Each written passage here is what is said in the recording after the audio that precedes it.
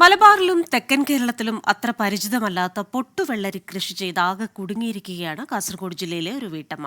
സംസ്ഥാന സർക്കാരിന്റെ മികച്ച കർഷകയ്ക്കുള്ള അവാർഡ് കരസ്ഥമാക്കിയ കൊളത്തൂർ സ്വദേശി ശ്രീവിദ്യയാണ് ആ വീട്ടമ്മ.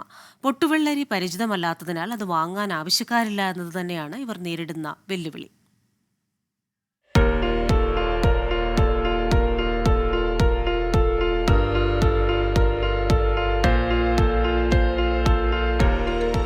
എറണാകുളം, തൃശൂർ, ആലപ്പുഴ ജില്ലകളിൽ മാത്രം കണ്ടുവരുന്ന പൊട്ടുവെള്ളരി കാസർഗോഡൊന്ന് പരീക്ഷിച്ചു നോക്കിയതാണ് ശ്രീവിദ്യ.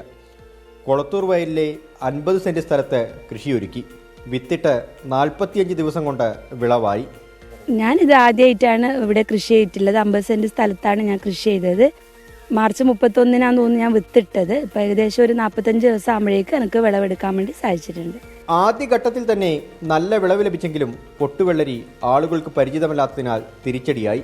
ഇത് ബുദ്ധിമുട്ടെന്ന് പറഞ്ഞു കഴിഞ്ഞാൽ നമുക്ക് ഇതിൻ്റെ പാകമായി കഴിഞ്ഞാൽ നമ്മൾ ഉടനെ തന്നെ ഇത് പറിച്ച് നമ്മൾ ആൾക്കാരിലേക്ക് എത്തിക്കണം. അല്ലെങ്കിൽ ഇത് അവിടെ നിന്ന് തന്നെ ഇത് പൊട്ടും. അതുകൊണ്ടാണ് ഇതിനെ പൊട്ടുവെള്ളരി എന്ന് പറയുന്നത്. അപ്പോൾ നമുക്കിത് ട്രാൻസ്പോർട്ട് ചെയ്യാനൊക്കെ ഭയങ്കര പാടായിരിക്കും. അപ്പം ആൾക്കാർ ഇതിൻ്റെ ഉപയോഗം അറിഞ്ഞ് വാങ്ങിച്ചില്ലെങ്കിൽ നമുക്കിത് മാർക്കറ്റ് ചെയ്യാൻ ഭയങ്കര ഒരു പ്രയാസമാണ്. പാലോ അല്ലെങ്കിൽ തേങ്ങാപ്പാലിൽ ഏലക്കയോ ചേർത്തുണ്ടാക്കുന്ന ജ്യൂസിന് മധ്യ കേരളത്തിൽ വലിയ ഡിമാൻഡാണ്.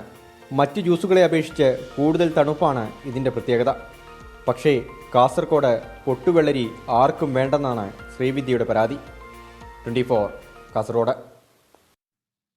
ലോകത്തെവിടെയായാലും ഏത് സമയത്തും 24 വാർത്തകളും ഓഗ്മെന്റഡ് റിയാലിറ്റി പാക്കേജുകളും എക്സ്പ്ലെയിനറുകളും വിശദമായി കാണാൻ ഞങ്ങളുടെ യൂട്യൂബ് ചാനൽ നിങ്ങൾക്ക് സബ്സ്ക്രൈബ് ചെയ്യാം.